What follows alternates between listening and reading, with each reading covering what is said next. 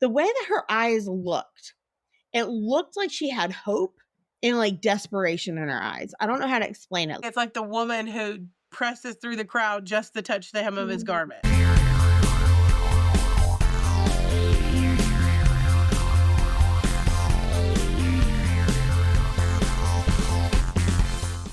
Hi, everybody. Welcome back to Like Jasper.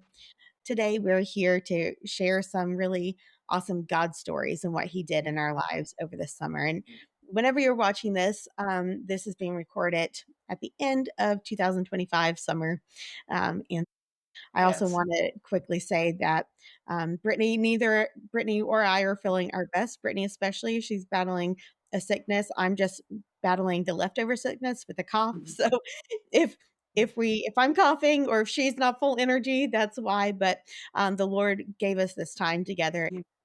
Yes, and we are just continuing to pray for the Lord to guide us about this podcast and when we air this and how it comes out and what the next ones are. We want to be obedient to that always. So if you're listening and you have been and you would like to join us in that prayer, we would really appreciate it because um, we have recorded several, but we really need to know what direction the Lord would have us to go in and just all the things. So that's our tagline, right? All the things. All of it.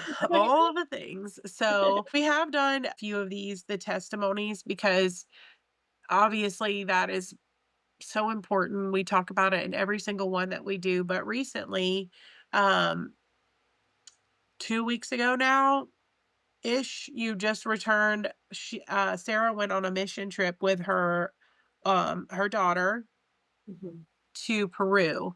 And I've only gotten to hear some of the stories because God just did so many things. That's really hard to sort of like box it up and hand it to you. But and the Lord's been doing incredible things for our family and in my heart and just in my walk too over the summer.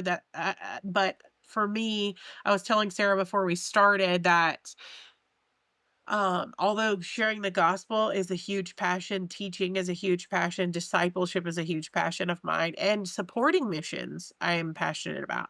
But I haven't felt like the Lord's called me to go on any international mission. And I just think that the Christian body needs to hear that encouragement of um, how many things people are hungry for that we just sort of take for granted. That is so encouraging to us to keep the perspective of how blessed we are as a nation, how blessed we are as followers of the Lord in a free country and in a wealthy country, even at our worst, right? It's just Yeah. not something that everybody has experienced going to a whole other country, right? To share the gospel in a language that you don't speak. That's so Yeah. godly. That's our phrase. That's so godly. I just want the Yeah. world, to hear a little bit more about that. Yeah, it If was definitely a privilege and an honor and a joy to be able to go because there was definitely um so much spiritual warfare that took place that, Right. um leading up to it. Yeah. And there was some fear that definitely set in. Um and there are some things that tried to stop us from going.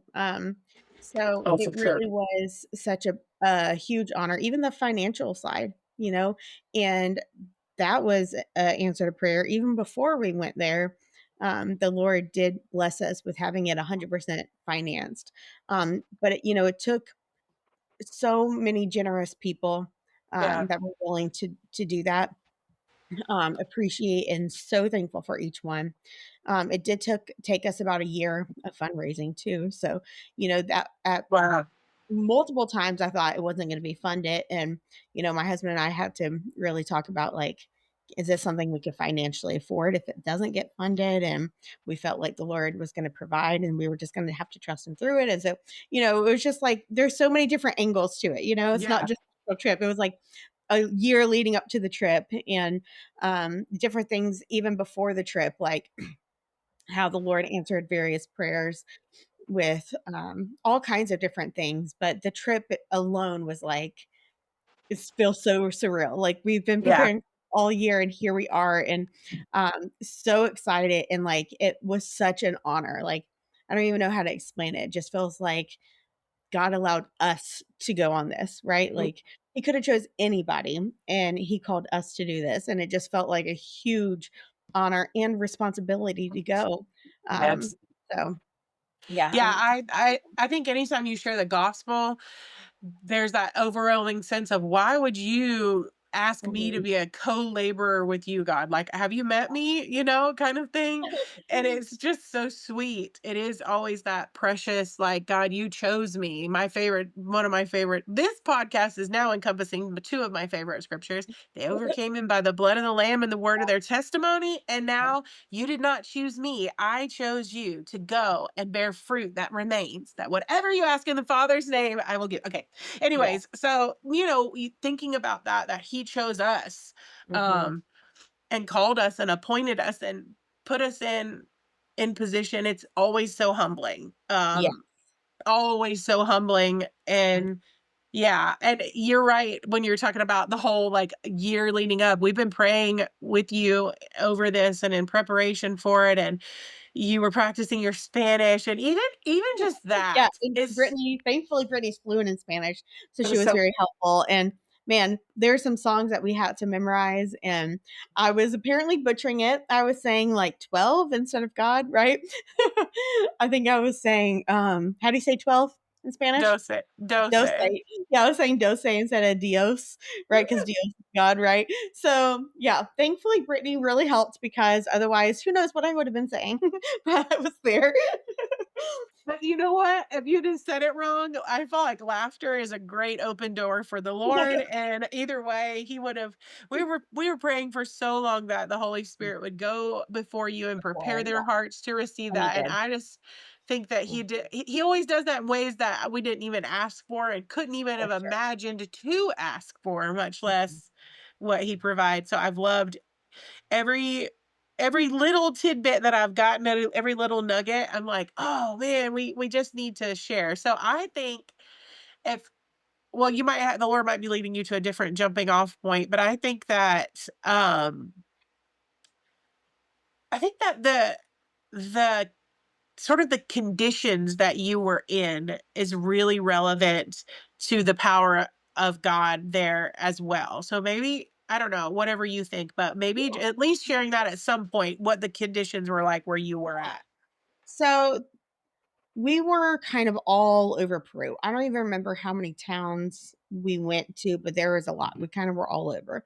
Um, and Lima and Cusco, they're bigger cities, um, more wealthy cities, but it's still very different than the United Impoverished. States, still Yeah. very impoverished, still very, um, there was some nicer areas for sure, but there was also a lot of impoverished areas. And so those were kind of the bigger cities. Then from there, we went several hours away to several different villages. And these villages that we were in, the three main ones that we were in, Sukwani, Tinta, and Pitamarca, um, there's a lot of poverty in these. And there were some that were wealthier. And by that, I mean, like, they had, some of the people there had houses that were made out of, like, concrete or brick or something, but that was not as common. Probably more common was houses made out of mud, really, mud and straw. And I wonder if I should have had all these pictures pulled up before. I'll see if I try to find a picture what I'm talking about so you guys could see. But We can um, share it after if you oh, can't that's a find good it. idea. I could, yeah. But oh, here's one. So I'll see if we could zoom that in. I don't know if you can see. So they make these Yeah. out of brick. So it's mud, but it's made into brick, right? It's really incredible ingenuity, actually, how they do it. But it Yeah. basically, I asked, I was like, how do they do this? Like, I was so mesmerized. And they were saying how it's straw and mud together, and then they shape them into these bricks until they harden, and then they make bricks out of it. So most of the houses were made out of stuff like that. Then they either had, a lot of them didn't even have a roof, actually. Some of them just had tarps over it, Mm. some were just kinda more exposed, and then some had roofs that were kind of made. I don't really know what they were made out of. I'm thinking maybe, like, hardened mud into shapes of almost shingles, layered on top of each other as a roof. But when you open the doors, because we did a lot of door-to-door ministry, knocking on the doors and stuff, a lot of the doors, when you open it up, is literally just the ground, like dirt. Yeah. Um, Right. so yeah, so it wasn't like there wasn't a foundation, you know. Now, again, not every single house was like this. I don't want to make it sound like every single house was made out of this and every single house, but like a lot of them were. Um, and it's just really heartbreaking to see that. And the children there, they didn't really have toys. If they had like one toy, it was very, very special. Um, and Y and they don't have, like, washing machines and stuff like that either, so, they're washing. We saw all over the place in creeks and stuff, people down there washing their clothes in the creeks, which then those creeks, they have aqueducts, if you're familiar with what an aqueduct is. Um, so it would be washing their clothes, and that same creek would bring the aqueduct water into these villages, which in turn were the same water that they would be drinking out of, Wow. and yeah, and bathing in and all that. So Wow. kind of full circle with all of that. But so very sad conditions, but it was also just their way of life. They don't know any different. It didn't necessarily feel sad to them. It was just how they lived their lives. But it's Right. very much just, awakening, and it really when we came back, both Alyssa and I Alyssa's my daughter who went with me, and we went with our church. There was 20 of us that went, or 21 of us, I think there was, that went, Mhm. but Alyssa and I had a hard time when we came back. It took us Mhm. probably a good 4 or 5 days to, like, even fully begin to process. Like, people were asking, "How was the trip? How was this?" And we were so overwhelmed with coming back Yeah.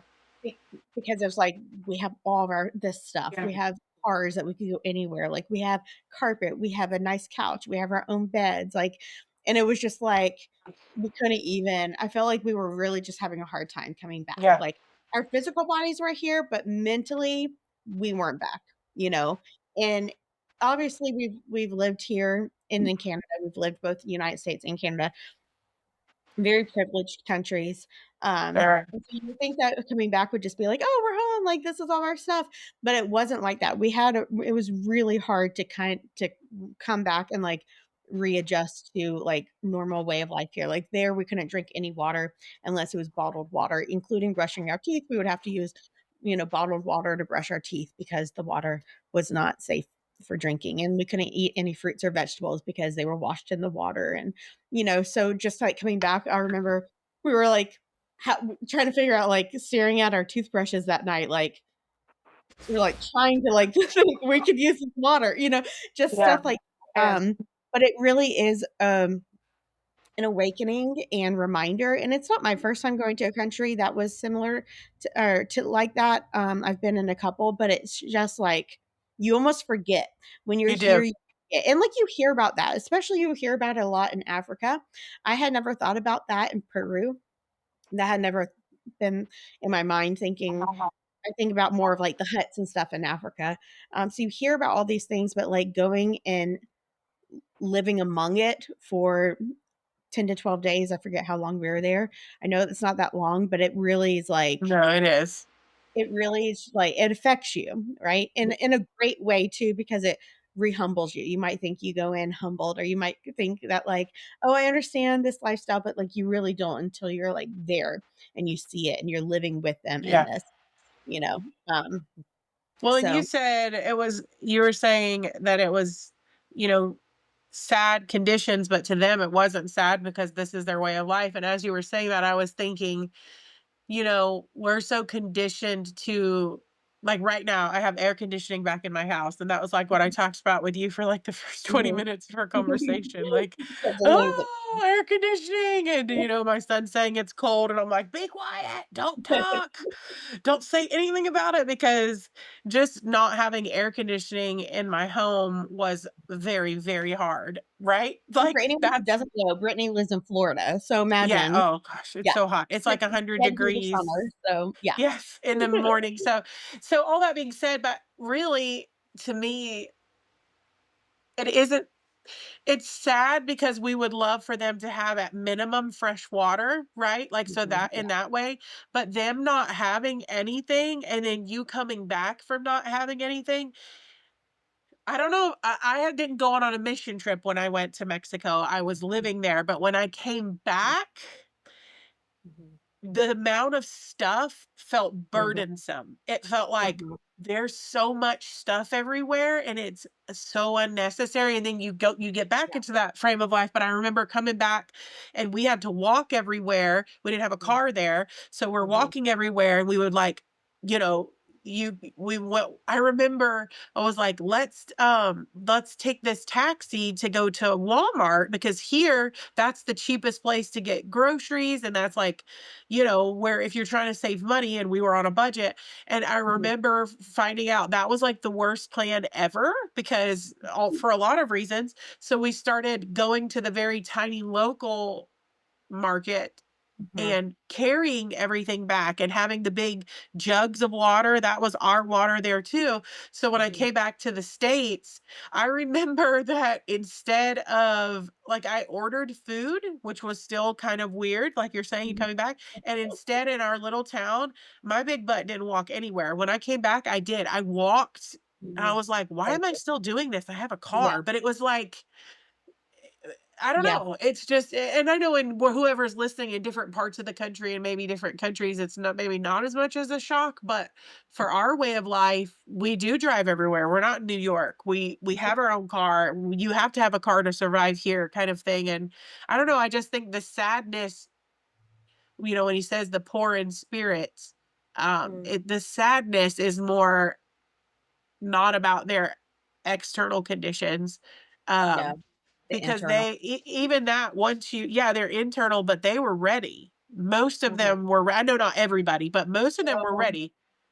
Yeah. so willing to listen, And you and don't do that here. You don't go to the grocery store and be like, "Have you heard about Jesus Christ?" Because you yeah, know what? In our grocery stores, that's the name people are saying when they stub their toe, right? yeah, So I just think that that is, it's sad and that we would love them to have clean and solid and safe things, but I would not, and I know you weren't saying this either, but I would not love for them to have what I'm sitting around here with all this clutter and electronics and I wouldn't love for that. I wouldn't wish that on them, I guess is what I'm saying. I would wish that hungry heart that you got to encounter always, yeah. always. And that's exactly it. The people, they're so hungry for the word, so hungry.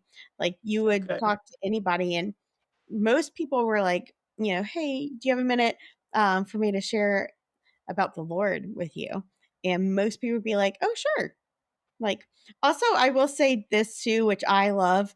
I'm sure most people have heard of like island time, when you're on island time. Well, Peru, there's Peru time. And everyone's just on their own time. Like there, you might say VBS starts at 3 p.m. People might not show up to 4:30.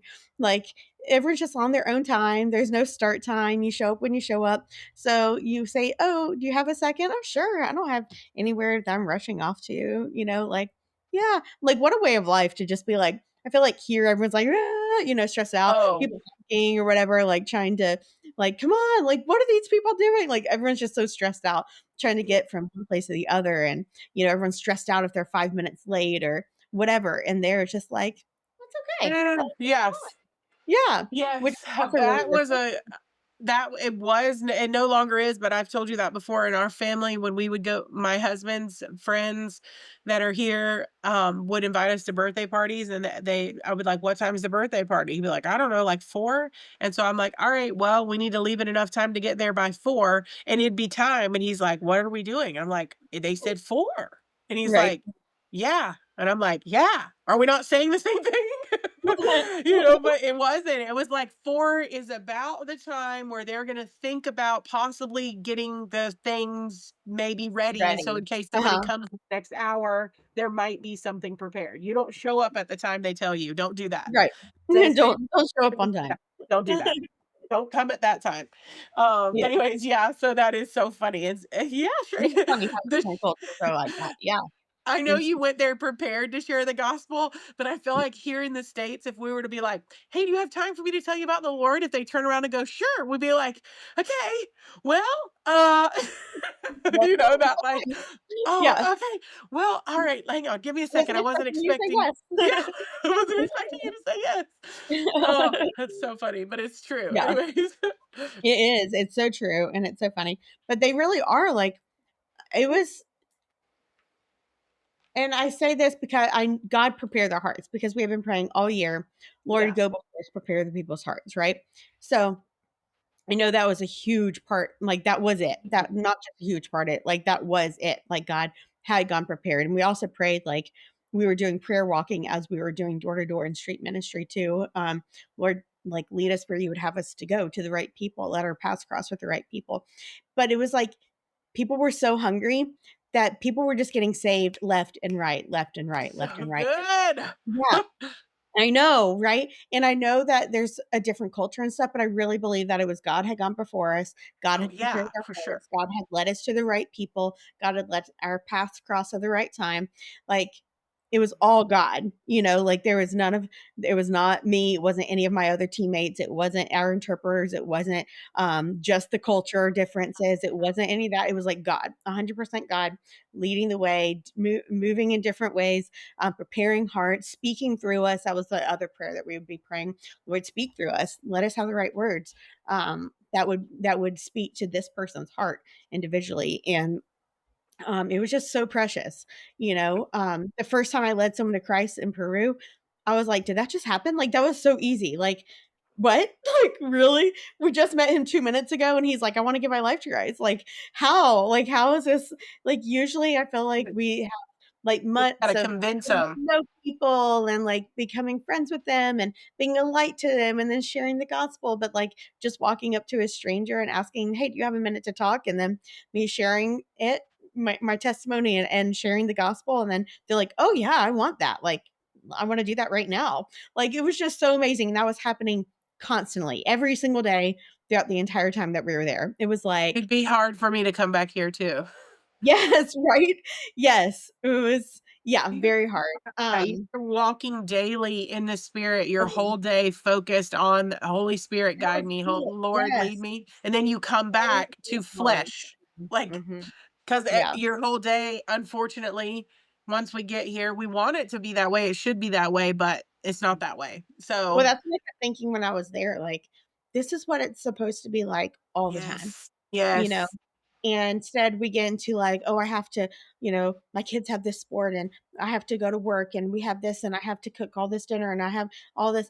And so like those are not bad things, but they No. start to consume our lives. They start to drag us away.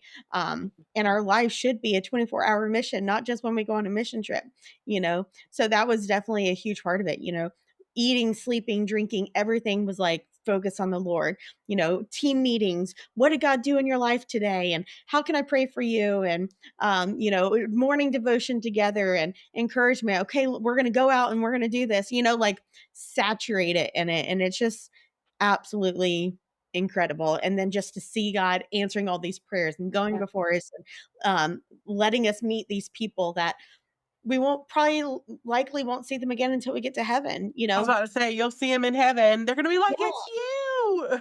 yeah, I know. So it's just so incredible, and it was very encouraging, very, heartbreaking and encouraging, and I feel like our lives were completely undone. Like, we feel like there is things that you have, like, oh, yes, I'm on fire for the Lord and I do this, and you kind of feel like you have it all together, but then all of a sudden it's just like unraveled and you're like, whoa, like this is really Yeah. it. And so that's just kind of how it felt. And I mean, there were so many stories there. I don't even know really how to begin and share every single one. But it was just the Lord, It um, is. It is, and and it it was for all my teammates, not just Alyssa and I, right? Like, all of our teammates were experiencing this, yeah. leading people to Christ and doing like yeah, it was amazing. Well, and that's that thing of, like, our lives are meant to be an experience with Jesus, not Mhm. this on a shelf Christianity kind of thing, and when you go on a mission trip, that's a concentrated mission trip instead of, you really are having to depend on the Lord, especially where you were, you didn't know the language at all. And I think probably, I know there was a ton of stories, but I think that the two favorite ones that I have are the language barrier one and the Alyssa one with the sucker. I think that Okay, or the I'll lollipop. share I those think too. that those Yeah. are so beautiful. So Yeah. beautiful. So, yes, I'll start with, the lollipop, why not? So Alyssa was going around giving all the children lollipops and inviting them to VBS. So, basically how the structure would work is, every morning we'd wake up, have breakfast, have a team devotion, then we would go out and we would do door to door and street ministry. So, we would either knock on doors and, talk to people about the Lord, or just as we were going, people on the streets or in their markets, there's, people selling markets and stuff. And then in the afternoon, then we would have lunch. Then we would do VBS, and we would lead a VBS. And then in the evenings, there was often like a soccer ministry going on, a men's ministry, a women's ministry, a marriage ministry. We Wow. did police ministry, just various things, right? So, and then of course dinner, and then prep for the next day. In the evenings, we'd be blowing up balloon animals because we were giving out balloon animals to the kids, which they thought was like the most amazing thing ever. But we would have to put together, anywhere depends on, so like the Pitamarca VBS had over 200 kids. The Suquani, Wow. yes, massive. Suquani and Tinta, they had around like 45-ish kids probably. Um, which, by the way, remind me to circle back around to Tinta. All right. But anyway, so in the mornings while we were doing the door to door and the street ministry, Alyssa, anytime we saw a kid, she would, Alyssa's my daughter, she would be handing out lollipops and inviting the kids to VBS, and was like, okay, so first, hold on. Let me back up a little bit too, because this is so cute. I just have to say how adorable this was. So Alyssa is blonde, kind of a golden blonde hair, very gold, actually. It's a very golden. It's not just like a white blonde, is a gold blonde, and she has green eyes, right? And so Which is in so Peru, most rare. kids had never seen anyone without dark hair, dark eyes. So they were already like mesmerized. A Yeah. kid, blonde hair, green eyes, so it was so cute. I'll have to post pictures, but there's pictures of That like this like mob of kids surrounding Alyssa, just like petting her hair. They were like, photo, photo. They wanted pictures with her because she had golden hair and green eyes. There's like pictures of them pointing at her, like, it was so cute. Yeah, it was adorable. So anyway, so she's passing out suckers and inviting them to VBS via the translator because, like Brittany said, there's a language barrier there. Um, and so she goes, at the end. So it was time, we were supposed to meet back at a certain location at a certain time for the team, to take a bus back to where we were having lunch. And so we're meeting there, and we're still waiting on like one other team. So we're standing there, everyone's just chatting, everyone's sharing stories, all the people that gave their life to Christ. We're all excited. Da, da, da, da, da. Well, Alyssa, she's standing there and she sees this lady walking back. They call it a manta, which I'm not sure if you know what that is, but it's basically just this wrap. We Yeah. call them, what do we call them? Moby wraps or whatever. Here, Oh, that's kind of like that, but they put it on their back, right? And they like wrap up in it. right. And their little kids are in the back, and they're wear their kids in those until they're a couple years old, like not just babies. So there's this one lady walking by, and I think her son, or I don't even know if it's a boy or a girl actually, was walking by, had probably like a 3-year-old maybe in her manta. And so we're all standing around chatting, sharing all these stories about what God had did. We were all so excited. So we were kind of distracted with that, and not with the people walking by so much. But Alyssa spots this lady and she like runs over. She didn't have an interpreter with her. It was just like she just did it on her own, runs over, and she hands the lady a sucker, and she doesn't speak the language. So she points and says, Nino, to the child. Like that's how you say child in Spanish, which Brittany could probably pronounce it way better than me. But she's like, and so the lady's like, gracias or whatever. And she takes it. Well, then one of the ladies who was part of our team, but she also spoke Spanish. She wasn't officially an interpreter, but she helped with us with translating and stuff. She spots Alyssa and runs over to say, oh, so Alyssa had stopped this lady. Alyssa's, saying, sucker or whatever. And the other lady comes over. Her name's Isabel. And she was like, we would love to invite your child to VBS or whatever. Starts talking to her in Spanish. And the lady's like, what's VBS? And then Isabel shares, literally within like 1 minute, Isabel had explained, well, maybe it wasn't 1 minute. It happened so fast. Maybe it was like 2 or 3 minutes, but it felt like it happened that fast. Yeah. Isabel shares what a VBS is, um, and then like why we're doing it, like the gospel. And the lady was like, "Oh, well, I want that. Can I become a Christian?" And gave her life to Christ. So it was such a precious thing because if and we were also distracted, if Alyssa hadn't stopped her, and then if Isabel hadn't gone over there and noticed it on her own, that lady could have just walked right past us. And there Right. she was, just hungry for the Lord, just happened to be walking right past us. So that was just a really sweet, precious story. And then the other one that you're talking about with the language barrier. So in Peru, they speak Spanish, obviously, and they had their own kind of slang of Spanish. So Yeah. it is mostly Spanish, but there were some things that were more than just like traditional Spanish as people would know here. Mhm. But they also speak a language called Quechua. And so some of our translations, we would have English to Spanish translation, or sometimes we would have English to Spanish to Quechua, to that person who would then speak back to the Quechua, who would speak to the Spanish translator, who would then speak to us, right? So Wow. sometimes, yeah, it was like a lot. Um, well, at one point we went to Tinta. So this is where I was going to come full circle back. And I was like, remind me to tell you about this. So Tinta was a little village that it was really an unreached to the gospel village. So there has never been the gospel actually presented there. There's other religions there, but not the gospel. They had not been ever. There had never been, as far as we have ever known or heard about. Wow. Um, yeah, so that was amazing, and this was our first time. So our church has been going to Peru since 2019, so for 6 years, Wow. and different parts and areas, but this was our first time going to Tinta. Had recently our pastor had our, missions pastor who was leading the group had found out about it through another pastor in Peru who was our connection there, and he told us about it. So anyways, that's why we went to Tinta. That was kind of full circle, so that was amazing to be a part of that, like, first people group to go in and share the gospel with this community, with this So village. awesome. Um, You're yeah, saying it it like, really "Oh, was. and it was so awesome." I'd be like, "And then?" No, for real. It was so God. Um, pardon me.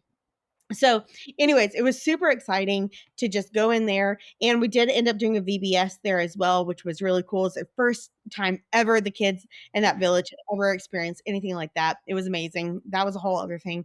But all that to say is in Tinta, they mostly speak Quechua. And we didn't have enough Quechua translators. So we broke up into groups. So a lot of them do speak Spanish, but they also speak a lot of Quechua there. So our group was our interpreter, Sergio, which, okay, so cool story about Sergio. I'm just getting like all geeked out I excited. love it. I'm I feel like, like it's "Yes." early stories. Like this story is like connected to this story, which is all That's how right. God does things. I know Uh-huh. I can't ever tell the story because 'cause I'm like, "Wait, I have to go back 6 weeks Right. before that because Explain this God was part. doing this thing Otherwise, that come." Yeah. what did you just name? Like Sergio and Louisa? Like what? Okay, Yeah. so Sergio and Louisa, and their son, Ashael, they live in Peru. They live in a town called Urabama, something like that, which is right next to Cusco, just for reference, which is about 3 hours away from where we were in Tinta. But so Sergio is a Christian, incredible testimony, like incredible testimony. Actually, I would love to have him on the podcast. That would be super cool if we ever did Oh, that. that would be so That would be so cool. cool. Yeah, and his wife would be so cool. So Sergio, awesome testimony. That's a whole other thing. And his wife, also strong believer. They live in Peru. He's a welder, but he is like a missionary on the side, a translating missionary. So anytime missionaries come into Peru, he's the guy that they hire to come and be their translator. And so that's his mission field. But like by trade, he's a welder. Anyway, so we got our group had him and his wife. It was kind of also such a God story. And I say all this because it's really relevant to what's happening in Tinta that I'm about to explain. His wife, Louisa, also amazing, wasn't going to come. At first, she was.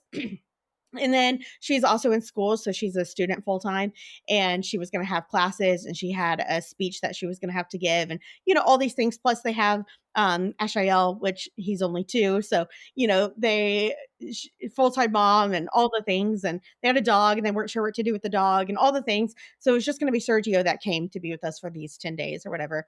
But then she was like, "Well, maybe I'll come," and then she was like, "No, I'm not. I'm going to stay back." Well, then the last day, so then Sergio called and was like, "Oh, my wife and child's not able to come. It would just be me." And then at the last minute, the night before, she's like, "Actually, I want to come. I think I'm going to come." And so he called and he was like, "Actually, can't they come? Like, is it too late to add them?" And so they're like, "Yes, of course. Bring your wife and child." So fast forward, Louisa wasn't even going to come. Last second, she was. And so my translator, it was me and Alyssa, and then Sergio and his wife and their 2-year-old son, Ashael. That was our team. And it was our team all week. So the 5 of us were together all week. He was mine and Alyssa's personal translator. Louisa, his wife, didn't really know much English at all. She was learning, but she was not a translator, but she was there, right? Praying with us and talking to people and witnessing to people on her own in Spanish. Okay, so fast forward to Tinta. That was our team. They did not speak Quechua. And we're going door to door in Tinta to this unreached people group. And we come across this lady who was older, maybe like 80s, maybe Wow. older, maybe 90s. She was definitely older, but she was like, like our alma mom, like older, but like powerhouse, right? She was carrying a load of stuff on her back. Like she was, working and asks, "Hey, do you have a minute to talk?" Finds out she doesn't speak Spanish. She speaks Quechua. So then on our little tags, there's John 3:16 in Spanish and in Quechua. So Sergio picks up his card and he's like, "All right, I'll just read her John 3:16 in Quechua." So he picks it up and he's reading it and he's hoping that his pronunciation is good, right? She gets most of it. I think there might have been a little translation there too, but then he writes down her number. He realized there's a translation error and we cannot communicate. So he gets her phone number and he's like, as best as he can, communicates. We're going to have someone who speaks Quechua call you, because she seemed really interested and she wanted to talk, but there is this big language barrier happening. So, we say thank you and we start walking on. There's this translation error, right? We can't communicate, and so we got Sergio got Oh, her phone number. He was able to communicate enough for that.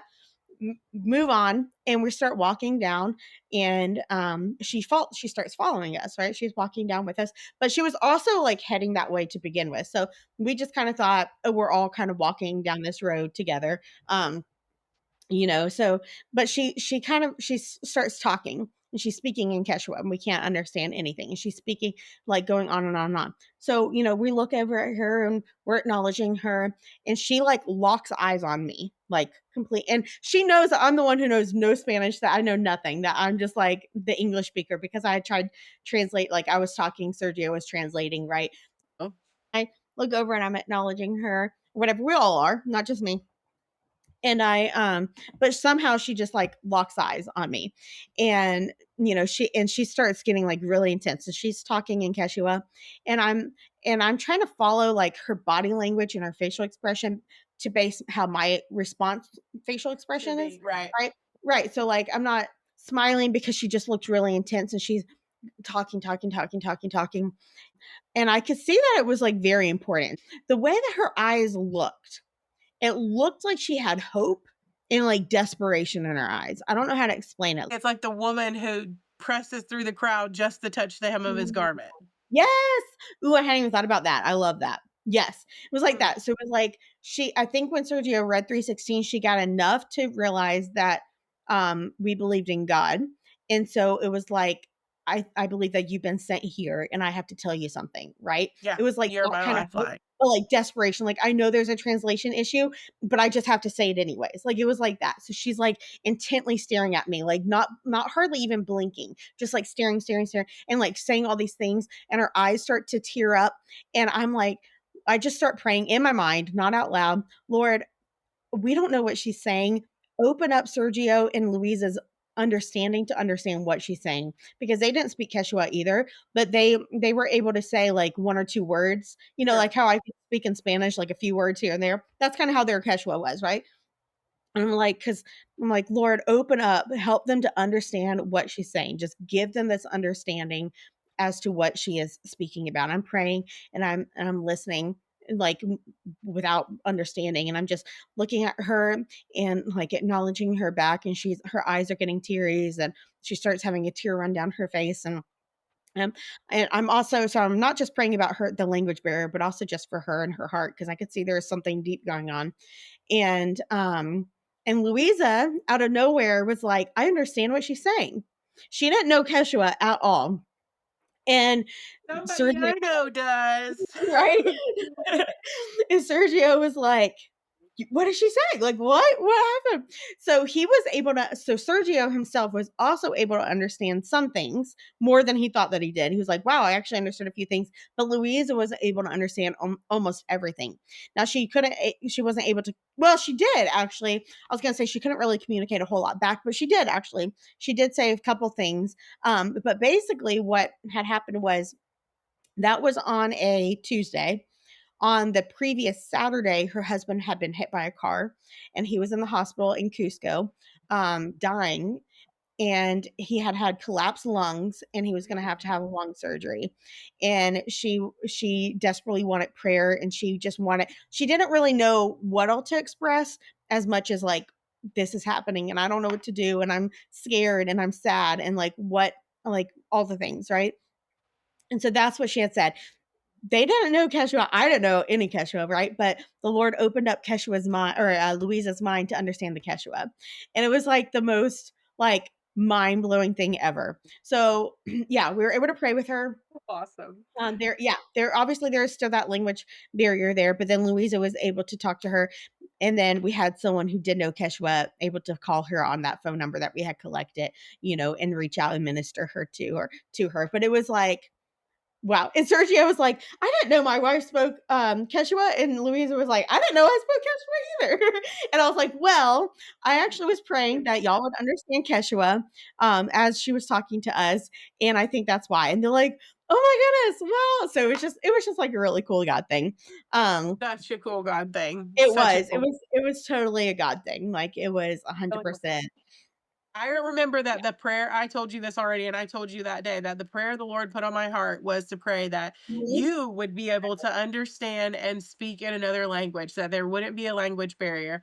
And obviously, that's not how the Lord, exactly how the Lord saw fit to do it, Mhm. but it really is what the heart of what it was. Like Yeah. that prayer and then that you were thinking about that right then, like, I know that I can't translate this, but God can. I just love that. Yeah. And knowing that I he know. can, that is Mhm. part of the Holy Spirit's job is to help lead you into all truth, right? So Yeah. I just think that's so cool. And Yeah. what a huge for that woman too, because I can just imagine her staring at you Uh, and I keep picturing her face, and I don't know what's happened to her husband or the story there, but I've just continued to pray for her and her husband and yes. that whole thing because Yes. I don't think I've ever seen someone's eyes look like that before, like, so full of hope and desperation at the same time, and, like, she knew I could not speak Spanish, let alone Quechua, and yet it was like she had locked in on me, and I think the Lord did that because he would knew that that would press something on my heart. If she was talking to them, I would probably assume, "Oh, they understand they're having a Yeah, conversation," right, right. right? But because she was locked in on me and I didn't know anything, that it pressed me to say, "Lord, open up their minds to understand," and he did. And I think because she was focused on me, they were able to focus in on, as opposed to watching her facial expression, they were able to focus in on hearing auditorily as opposed to like being distracted, like, oh, like she's looking really sad or she's, Right. like, I don't know. I just think all of it was God and it was amazing. And It I was think too that like the Lord could have given you the same understanding. I know that's not what you were Mhm, praying, but I think because Louisa hadn't planned to come in the mhm, last minute, obviously the Lord wanted to do something in her heart too. yeah, And he always has such bigger plans. So I yeah, feel like that moment for her too, for whatever reason that she didn't feel like she needed to go and then changed it. Like I pray that Lord cultivates that in her heart and yeah, he in did. her mission and her Mhm, plan, her calling, all the things. yeah, Um, totally. because he could have Actually, just she's gonna given you play the a big under role in multiple areas, and I told Sergio, I was like, "God definitely wanted her there, and it was the enemy that was trying to keep her away," because it's like absolutely. there was a little boy who got sick one night, and, Ashael, their son, had been sick a few days prior, and she had happened to go get some medicine for him that he only needed that one little bit, and then he was fine, but it was the same kind of medicine that this one little boy needed, and she happened to have it, with her, even though we were in Tinta at that time, where we were staying in Suquani, which is like 45 minutes away. For some reason, she didn't leave it back where we were staying. She had it with her, even though it was days before that Ashael had felt sick, and she had that and was able to help this little boy. And just multiple different things like that too, where also in Tinta, we were able to get into this room where we were able to do VBS. We did it in the main plaza, but also in this room, and it was filthy. And we're trying to set up chairs and do all these things, and there was sweet Louisa who was just over there. She had found a broom and she was just sweeping it all up. It was like, I was like, she has been such a little blessing, like over and over and over. It was precious. Like, I loved them. Both Alyssa and I cried when we had to leave Sergio and Louisa and Ashael. We're like, they're family now. Like, that was probably one of the hardest things, was like leaving them behind. And then sweet little Ashael, they were teaching him English, and he learned how to say Alyssa's name while we were there. And it was like the cutest, sweetest thing. I have a video of Alyssa playing with him, and he was like, Alyssa. And I was like, oh, it was so precious, like everything. You Yeah. have to share these videos. I know you made a video on YouTube that I think that the world should see because it's beautiful. So we just even if you don't share the whole thing, I think you share the whole thing. But if you don't want to, definitely share that little sweet video Yes. because It's it's only like so 30 good. seconds long, so I could totally share that one without Yeah, torturing everybody for these it's long, not long torture, you weirdo. It's not torture. That is so beautiful. Like my whole heart. I videos. just feel so. Anyways, just all the ways that we need to wake up. We just got to wake Yes. up. Well, and I have a couple other quick stories. These are not nearly as long as those. And then I really want you to share your things too. But one was just like the spiritual warfare that was taking place. No So doubt. there's high altitude. We were anywhere between 12,500 feet to 14,200 feet above sea level, extreme high altitudes, 2.5 to 3 miles above sea level. So the highest altitude I've ever been in, right? Like, there's not even altitude in anywhere in North America that's high. Like, it was extremely high. So lots of people were getting sick from that um, on our team, and including my own daughter who fainted. Did I even tell you that? No, you didn't tell me Oh, okay. Well, that's a whole other story. I'll that. share that later. But lots of people were getting sick. That's kind of my whole point with this, the spiritual warfare that was taking place. I was getting sick, but not from the altitude. Ellis and I had thankfully had been given good counsel to take altitude sickness medicine before we went. So we were actually fine altitude wise, except I couldn't breathe. I was definitely suffering with, with breathing. I was like, Yeah. yeah, but I did get sick from the food. And for the first like 4 or 5 days, I was having major stomach issues from Yes. this food. And it mostly was happening like all night long, which would obviously make me really tired during the day. The Lord blessed me with energy that I can't even explain. That's Um, so but awesome. every morning it was like, I don't think I could go today because my stomach issues are being really bad right now. And it was like, I can't do this. I can't do this. And I would just sit there and I'd pray and be like, Lord, if you want me to go out for the street ministry in the morning, help my stomach to settle. And he did every single time. And it was those days whenever I was having the worst stomach issues that that the Lord brought me to people where I was able to lead them to Christ. And it was like, wow, like talk about spiritual warfare. And other people too, of course, were getting sick for in different ways too. And I just felt like there is a lot of spiritual warfare. One poor man on our team had to stay back a lot of the time, but it was really precious because he was praying for us from the Yeah. hotel room. He was like our prayer spiritual person that he couldn't be out there most of the days. He had to stay back and be on oxygen. And he was And covering so you guys. yeah, but he was covering, that was like a sweet ministry for him. And so, but there was just like different areas that there's attempted spiritual warfare. And thing that I just keep praying about. We didn't really get to talk to this person or these people, but we did go to two witch houses. So the witches there have certain symbols on their houses, and so we specifically were like, well, let's go and talk to them. Like, we're not afraid, we're covered by the blood. And so we did, and they didn't answer, but we did leave gospel tracks. And so I'm just praying, for those whole situations, and it's just a very different world there. It's also winter, so it's freezing. We had to wear I was winter about to gloves. ask you, was it hot? It was Oh, freezing. It was so cold. It was so cold. Yeah, it was that's wild. cold because it's winter. Like, it's summer here, but it's winter there, and it was cold. Now, in the afternoons, it did get warm. It was like in the 60s in the afternoons, but at night it would drop to like the 20s, and there's no heater or anything, right? So everything's like concrete floor, concrete walls in the hotel, so it felt extra cold. So, anyways, those were kind of my last two little. I really have so many more, but those were my last, the witch houses and the health spiritual warfare stuff. I just thought God, how God orchestrated all that. But I did Yeah. want you to share your stuff because you have a really cool story that happened. I think I'm just soaking up the goodness of what you've been sharing, because even that, um, yeah, just the sicknesses, but then that you have somebody covering you in prayer. I'm sorry, I'm really uncomfortable in this chair. Oh, you're Um, fine. I just love that. I love the covering of it. And honestly, I just can't, like, I keep thinking about the woman with the issue of blood and her just like pressing through to the crowd, and then like that hope and desperation. Anyways, and that's real life, like you. And I think too, I do think what you said, like she was looking at you so you could be pressed to pray because he wanted to do something with Louisa and all that too. That's what I think. But Yeah. I also think because like you have the Lord and you exude the joy and the hope of the Lord. It's very evident in your eyes. We talk about eyes all the time.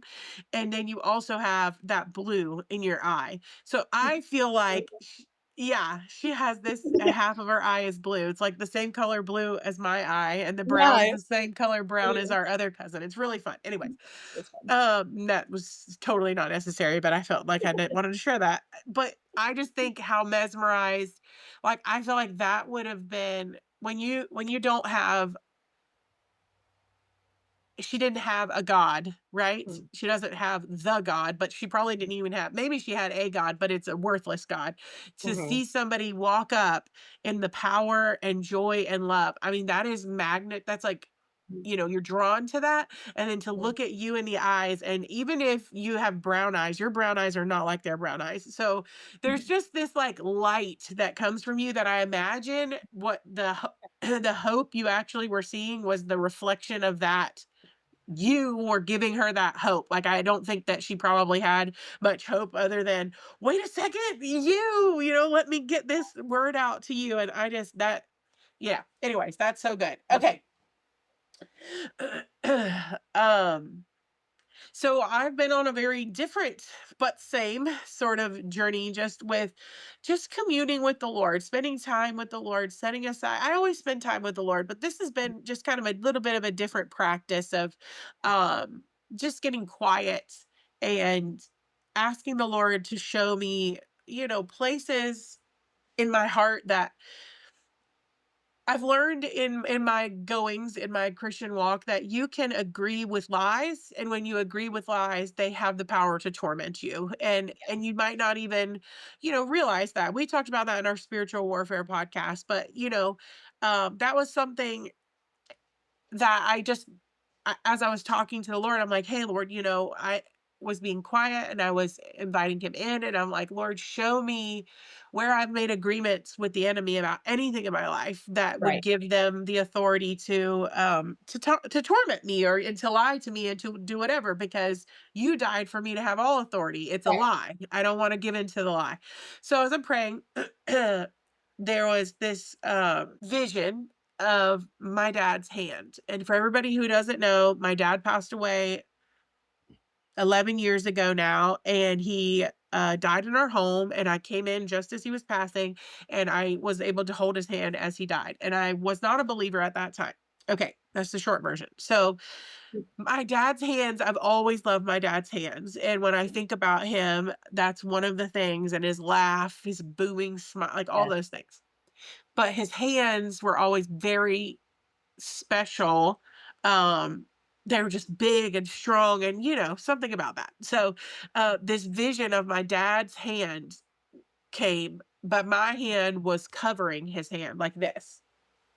Mhm. And it immediately, for anybody who's a Christian who's never experienced this, I I feel like I want to say this, that the Lord does give people different gifts and visions and dreams and things. So I was not like physically somewhere. It was all a rapid, almost like a movie playing, almost like that kind of, but not Yeah, really. I don't know how to explain that. And my yeah. eyes were open and I wasn't seeing it. I was seeing it in my mind. I know that might not Right. make sense Yeah. if you've never experienced that, but that's what it was like. So I see my dad's hand and my hand, and immediately he takes me back to the bedroom where my dad was dying and where I was holding his hand, and I Mhm. wouldn't let go of it because it was keeping the warmth there, Mhm. um, because he'd already passed away.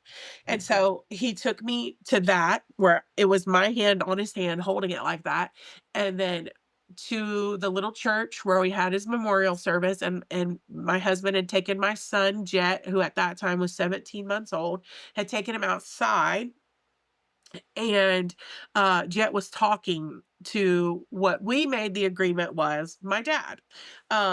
And he, he was talking to something, and we were like, it's my dad. It's this sweet little thing. My dad's watching over me, right?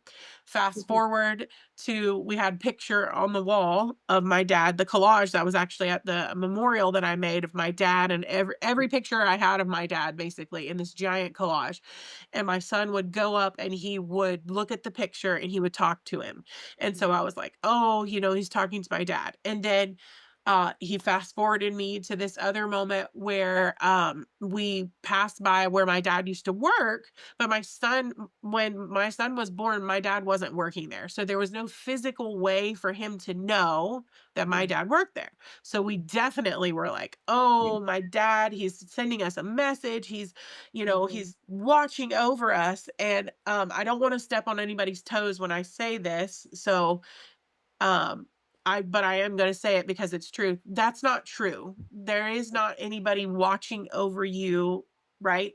And so that's hard because as Christians we want to believe these little sweet things, but there's the spiritual realm, but it's not your loved one. It's either the demonic or from God. And so the Lord was like, "You have to break agreement that that was your dad." And when I look back on it now, of course, like we talked about, the enemy's not gonna wait for you to get through mourning to attack you, right? And I Right. wasn't a believer, so it was very, very easy to attack Right. me. I had no frame of reference for anything. I thought this was this sweet thing, you know? And so I was like, "Lord, I just renounce the lie that that was my dad. That is not my dad. That was not from him, and I just released that to you." And as soon as I did that, I said the whole thing without crying. Aren't you proud of me? I just got to Thank hear. God. Um, the vision was my dad's hand, Mhm. uh, but instead, Jesus's hand was underneath. It was like he had reached out and my dad grabbed his hand, and there was so much peace and Mhm. healing in it, Uh, there's so much that the Lord did through that, but really just knowing like you're holding on to something that's not real, something Mhm. that you want to comfort you that's not real, but the truth is so much more, right? Like it's Mhm. so much more comforting than the Mhm. thought that my dad could be watching us but not talk to us, you know? Mhm. He's I'm going to see him again with the Lord, and just that, like, in my vision with my hand was on top. Oh, look at that. Mhm. Oh, sorry. You're I didn't good. remember I had makeup on. Anyways, my hand was on top of my dad's hand, but in the vision Mhm. with Jesus, my dad's hand was on top of Jesus's hand as he had taken it out. And it was just so precious because I, of course, mourn my father, and I will. I've talked about him a bajillion times, even on here. If you've watched one podcast, you've probably heard me talk about him. Mhm. But when you align yourself with an enemy, you just open yourself up to torment, and it's torment that you might not even realize, and it might not even seem to go with that. Mhm. But the healing and freedom from that was just. it was just so precious. So Yeah. Yeah. that's my yeah, And that's my a couple things that you and I had talked about when you shared that with me was like you were desperately hanging on, like you did not want to let go of your dad's hand because that was the last time, right? Like he was yeah, they had to passing make fast, and it was like, I can't let go. You were gripping on for desperation for as long as possible, right? And yeah. that's like that vision too, is like, and then it's like release, like into God's hand, which is Yes. eternal. You don't have to hang Yes. on forever. Like it is eternal and you will be with him, and now God's got that hand, and that to me was like so precious. And I mean, hands are significant in the Bible too, because Bible talks over and over and over about the righteous right hand, Yeah. um, Sit at my and right, he's at the right hand of the Father. yeah, the right hand, and like even the nail pierced hands and everything too, like, And um, that was there in his hand, the vision of his oh wow, hand. What was really cool was, like, it was my dad's hand, which hmm is very familiar. Like, I can imagine it right now, right? hmm But I've never physically seen Jesus's hand, hmm but it was also familiar. It was like I knew. you knew, yeah, you didn't Yeah, have to see it, you and it knew. wasn't just because of the scars. I mean, yes, but it wasn't that. It was the same familiarity. Like if I saw your hand in a picture, I would know your hand. I just would because I'm a weirdo like that. But I knew his hand like I knew his hand, not like, Mhm. oh, it's a scar, so it's Jesus. It was like, oh, that's Jesus's hand holding Right, my dad's hand, and it was right, so yeah, yeah, mm, all of that, and I was holding on to that desperately. So, mm, the healing too was not just, breaking that agreement, but it was that, mm, um, I take a lot of false burden on myself, even in mourning, like the burden of an absent father, mhm, like that by itself, and just knowing like my dad is with my heavenly father yeah, by itself is yeah, enough, but to see it like that, I already knew that and believed that, but at yeah, that time, I believed the things that a lot of people believe, and, right. You it weren't was a just very believer at free. that time either, so, Yeah. No, I yeah. wasn't, yeah, not at all. So, yeah, and, I will say this other one, this one's I'll go faster and I won't cry. No, take your Uh, time. it's all been a part of this journey, and I will just say that it's this thing called the pause app where it's just a concentration of pausing to be with the Lord. It's one of Mhm, those things that helps you because you're, at least if you're like me, if you're still, your mind's doing this, where this is just like there's nice music playing in the background, you can actually like be quiet and be still. And that day I don't think that I haven't shared this. No, I haven't. If I have, you're about to hear another story. If you've already heard it, it's still beautiful. right, But, I was trying to focus and be present with the Lord and just give him time, but my brain just would not cooperate with me. mhm, It was like going off to whatever I had to do and thinking about all the right, things. I'm like, "No, no, no, Lord, mhm, help me just to be still and to be quiet." If anybody else can sympathize with that, if you ever do that in your prayer time, that's what it was like. And about that time, my little Ruby, the one that came in, I don't know if we'll be able to edit it out. If we did, then disregard what I'm saying. But earlier, my daughter came in, my tiny little 5-year-old, at this time. She came in to my room where I was sitting and she said, where can I sit? Or where can I go? And I was like, right here. I want to squish you up. That's something we say yeah, in our family. Want to squish you up, right? Like just right, cuteness. So yeah, she crawls up in my lap and I am like in this, I don't know, you might not do this because you're not as touchy-feely as me, but in our family, we don't have healthy boundaries, so I pick her up. She's not small, she's 5, and she's a mhm, tall 5-year-old, so just everyone picture that who doesn't know me, she's wears like a 7 clothes, okay? So I pick her up, and I try to, like, hold her like a baby because she's yeah, my baby.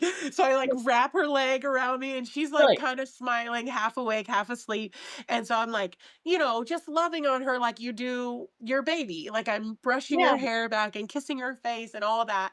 And she's happy, but all of a sudden she's like wants to wiggle up and go. And I like hold her and I was like, wait, I'm not done yet. And she smiled and rested back into me. And immediately God was like, that's what it is. You come and you stay for a moment and you wiggle away, and I'm not done yet. And that was so sweet to me because it was not about how changed I am in his presence. It was about God the Father wanting to squish me up, wanting to spend time with me, that like love Yeah. of a father that I think we forget and are sometimes deceived, Mhm. you know, by our own flesh and just Yeah. yuckiness and the enemy, that like he's a dad, right? Like, and we Mhm. can come to him and cry. There's a reason why it says Abba Father. Yeah. You know, it's that Mhm. intimacy, Yeah. like daddy, papa, whatever the sweet term you call your Mhm. dad, daddy-o, whatever you call your Yeah. dad. Maybe you don't have that with a father, but that was what he was telling me. Not like, Mhm. I wanted you to listen. I wanted to do something with you. Like, I wanted to show you that. Yeah. No, I want I you to just show wanted you to that I love you. yeah, I wanted to squish you up. I'm not done Mhm. yet. And man, Yeah. for a mother heart and a daughter heart, I was like, okay, God. And I was able to be, you know, still, because yeah, we need that. We're his children. You don't realize how much you need to be Yeah. loved on by the father, where you don't even ask, you're not asking him for anything. You're just Yeah. yeah, so it was so good, and God has Yeah. always used my children to help me to understand because 'cause I'm thick-skulled, He and does so that. he's like yeah, I he does, Yeah. he I love does, that. and I feel like as a parent, I could understand things in a way that I couldn't have understood before I was a parent. I'm not sure, I always say this, the culmination of my dad dying, which was Mhm. every solid thing I had kind of wiped out, for me and for my mom, because my mom is a huge, like, presence in my life, but for Mhm. us, my dad made everything okay.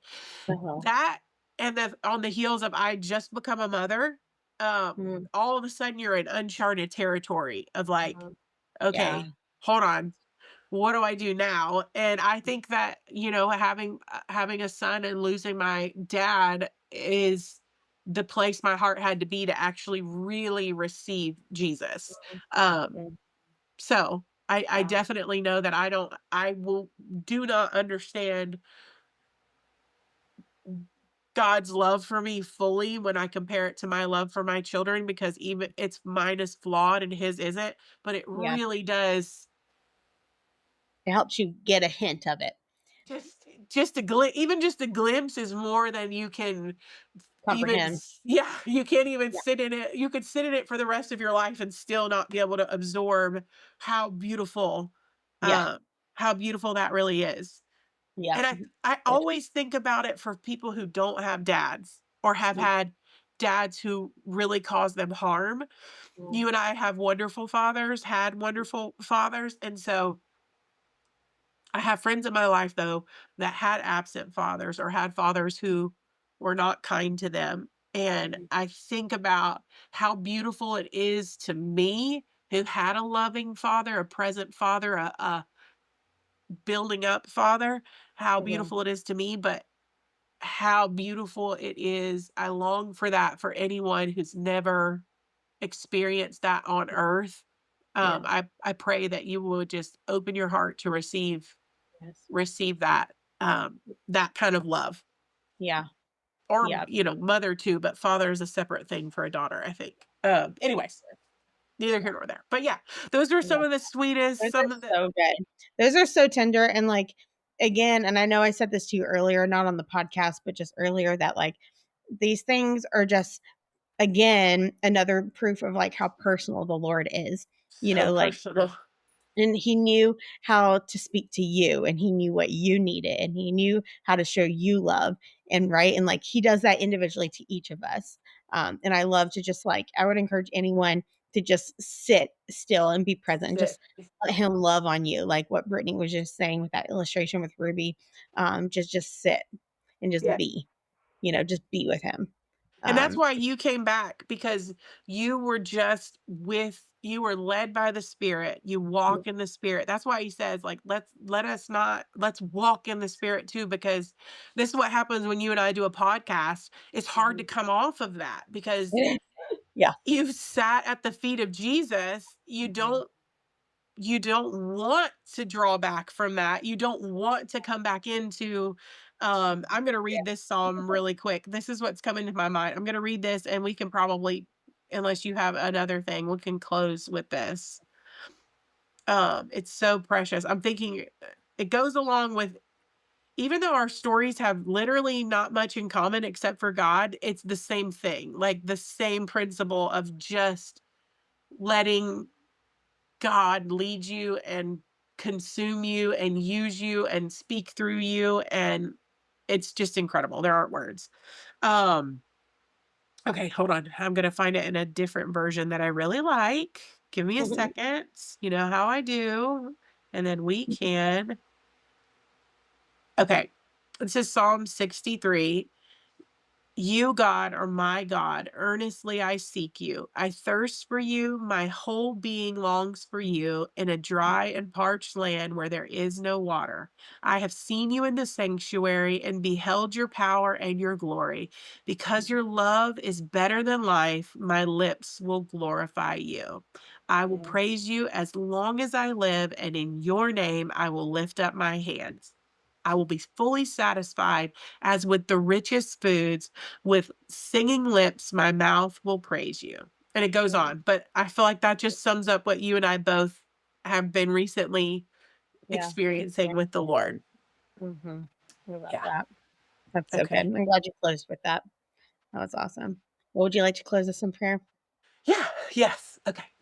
Um, Heavenly Father, Abba Father, thank you for coming and dying for us to be able to call you that there's no veil between us. There's nothing but just communion that you want with us, just that abiding, just sitting and being still. And Lord, letting you squish us up, letting you love on us as a father. I just pray that everyone who's listening right now, um, would just take the time to be still and to have that new, fresh experience with you as their father. Um, I pray also for this woman that came to Sarah with this desperation in her eyes, God, and seeing you and the glory of you in her eyes reflected. God, I pray for her husband. I pray, Lord, that he will live and not die, that he is being made whole, knit together, and that you would just guide the doctor and the medical people around them, and that they will continue to hear the gospel and follow you all the days of their life. And I pray for these two homes that were declared witches' homes, that they had put those emblems to signify that, God. I pray that the darkness that they walk in, God, that the light would shine clearly and that they would turn to you. Lord, we are so humbled and so grateful to be able to share our testimony like this, Lord. And we just pray that it would go out to the far corners of the earth, and that you would send exactly the people who need to hear it and to watch it, and that it would bring your name glory and honor. We pray these things in Jesus' name. Amen. Amen. Amen.